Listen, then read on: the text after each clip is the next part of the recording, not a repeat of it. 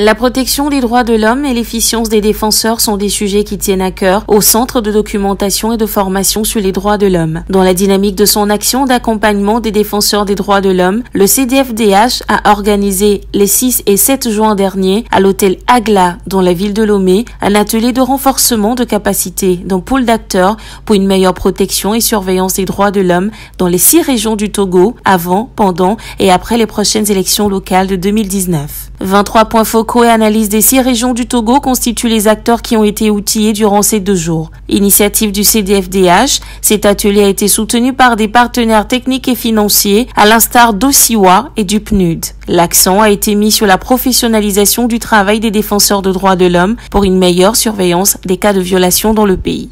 Cette formation des formateurs vise avant tout à consolider notre dispositif Watch avec un pool d'acteurs de défense des droits de l'homme en vue d'une contribution plus efficace à la promotion des droits de l'homme. Cette formation est destinée à outiller les points focaux et les analystes sur la surveillance des droits de l'homme et plus précisément sur le monitoring des élections et abordera donc plusieurs thématiques relatives au monitoring des droits de l'homme. La rencontre saluée par le ministère des Droits de l'Homme a vu la présence effective de Madame Pierrouti Minsan, représentant du ministre des Droits de l'Homme. Lors de la cérémonie d'ouverture, elle n'a pas manqué de soulever le professionnalisme, l'objectivité et l'engagement dont fait montre le CDFDH, qui motive le ministère des Droits de l'Homme à continuer sa collaboration et son partenariat avec le centre. Ce que nous voulons, et c'est notre deuxième point d'accord, dans le cadre du partenariat, c'est que les choses soient faites avec objectivité et professionnalisme.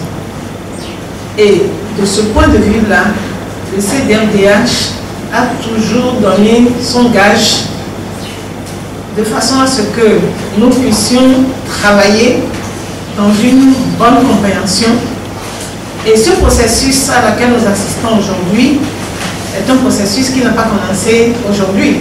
C'est un processus que le CDFDH a inscrit dans ce souci de professionnalisme et d'objectivité.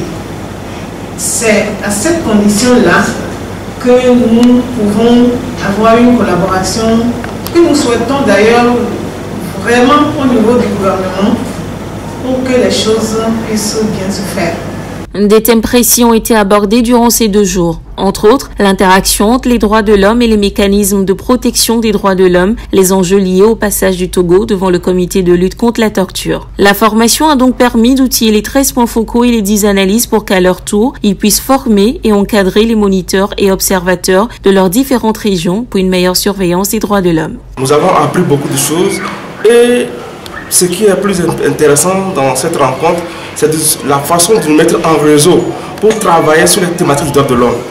Aujourd'hui, je peux me réjouir pour dire que toutes les informations ou toute la formation que j'ai reçue ici, ça me permettra de transmettre et de m'organiser aussi dans ma région pour que on soit toujours en réseau et relayer l'information. Nous, à notre retour déjà, ça nous permettra de rencontrer, de nous mettre les autres associations ONG qui sont dans notre région, de nous les faire appel et restituer ce que nous avons appris, les montrer, les apprendre aussi les bonnes manières que nous avons appris ici pour que nous puissions les mettre ensemble sur le terrain.